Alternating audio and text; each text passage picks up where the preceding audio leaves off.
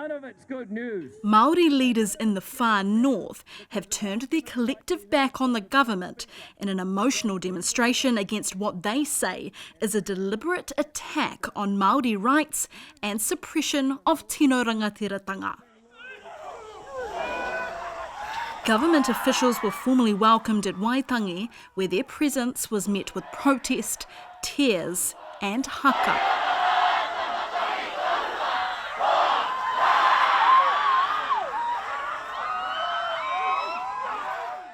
The pōhiri mō te kāwanatanga is a chance each year for politicians to have their say and for the haukainga, home people, and te ao Māori to respond.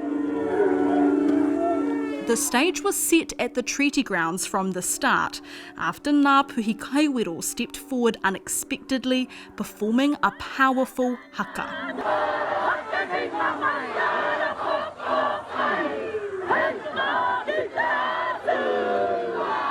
Then, just as the first representative of the government, Māori Development Minister Tama Pōtaka, stood to speak, a group of 20 wāhine Māori from Te Tai Tokiro made their way forward onto the marae ātea, turning their backs in protest, the men following shortly after.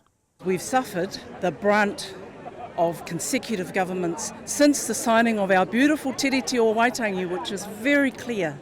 We shouldn't have to be still fighting, but we are still fighting. So that's why we are here today, to try and minimise giving to this coalition government the anger they seek and the reaction they seek. We've leant into our tikanga, into our history. We're still fighting this fight for our rangatiratanga, for our manaakitanga, for our kaitiakitanga, for our oranga, all those things we're still fighting, and we shouldn't be in 2024. It represents the here 827 mokopuna that are in state care, the numbers of our women and our men that are in prisons that continue to rise at the hands of this government. So what we represent and what we tangi for today is all of that. There's a lot to cry about and there's a lot to be angry about. So how did it go today? We hope that we represented the mamaitanga of our people well today.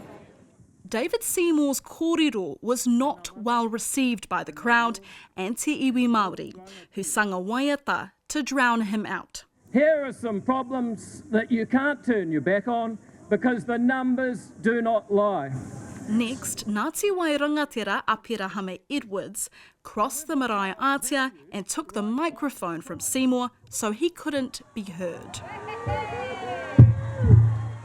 It's no surprise that our people are hurting, and I think the shame of the policies being advanced that deliberately attack Māori rights, that deliberately deny and suppress tino rangatiratanga, have caused deep-seated angst and pain.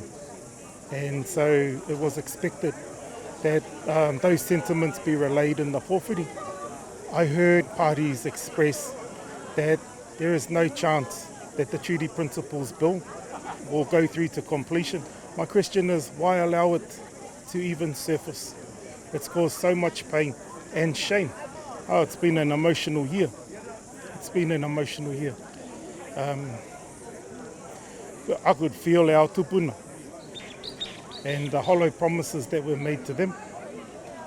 And I was thinking about our mokopuna. And I'm mindful that our time upon the earth is only finite. And our thinking has to be future focused to the generations that are to come. And as a country, we need to aspire to do better. Māori leaders will not be backing down anytime soon, making sure their voices are heard and listened to for months to come.